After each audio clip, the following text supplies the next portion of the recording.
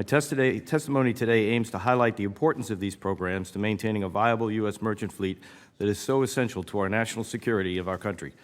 Hapag-Lloyd USA is an American subsidiary of the global container carrier Hapag-Lloyd AG. We operate 5 container ships and a weekly liner service between the United States and North Europe. All 5 ships are crewed by American mariners and fly the American flag. They carry cargo that sustains the U.S. military mission and its service members based in Europe and beyond, as well as other preference cargo, including American food aid that is delivered to destinations well beyond Europe. Our company has operated American ships in the foreign commerce of the United States since the early 1900s. Known then as Likes Lines, the company supported our nation's sea lift requirements for more than 90 years, including 2 world wars and numerous other humanitarian and military missions. When Congress enacted the Maritime Security Program in 1996, our company was one of the first to enroll. To this day, we've maintained continuous commitment to both MSP and the Voluntary Intermodal Sea Lift Agreement. Mr. Chairman, today's hearing also allows me an opportunity to speak personally about my experience as a U.S. merchant mariner, where I began my career. I graduated from Maine Maritime Academy in 1979 and sailed as a deck officer in the Likes fleet. Our company then operated more than 40 U.S. flag ships alone, greater than half of our nation's entire U.S. flag fleet today. Preference cargoes were abundant then, and for our company, the most significant was the U.S. food aid that we carried to distressed nations throughout the world. To this day, I remain proud to have sailed as an American merchant mariner, to have been part of the transportation link that delivered American produced food to desperate people at their time of need. Throughout our nation's history, the U.S. merchant fleet of privately owned U.S. flag commercial ships and the U.S. citizen crews have always met our nation's call. We have consistently, efficiently, and effectively provided the commercial sea lift capacity and the civilian mariners needed to meet our nation's worldwide military and political objectives. For example, in the recent conflict in Afghanistan presented unique logistical challenges for U.S. military planners due to the country's landlocked borders. With an urgent need for new assured gateways, the Department of Defense turned to the MSP carriers to develop alternative routes.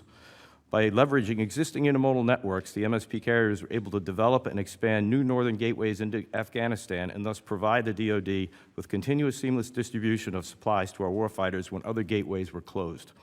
It is not well known that certain U.S. flag carriers had long been using this route, which gained fame as the Northern Distribution Network, to deliver U.S. food aid to countries in Central Asia. This is an excellent example of partnership and interdependency that exists between DoD and the MSP operators. A strong maritime security program is necessary to assure the long-term success of the U.S. flag fleet. American ships are simply more expensive to operate than their international counterparts.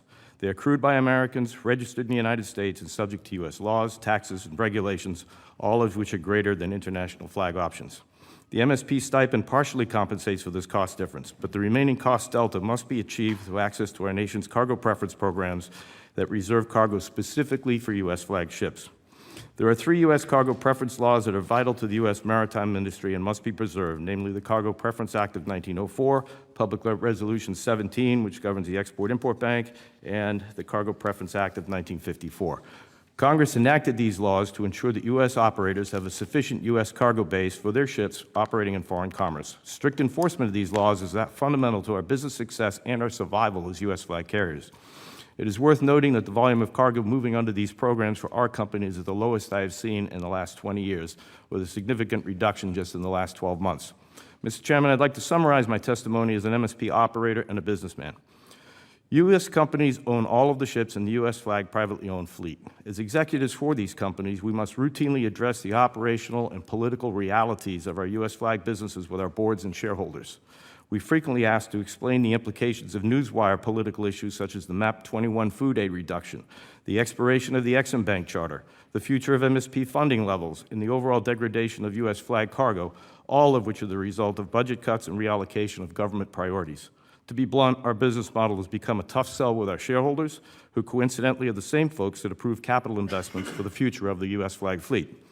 Given the precipitous decline in preference cargoes combined with current MSP levels, I now believe it unlikely that we could retain the 60-ship MSP fleet if a comparable MSP shortfall were to occur today, such as the one that occurred in 2013.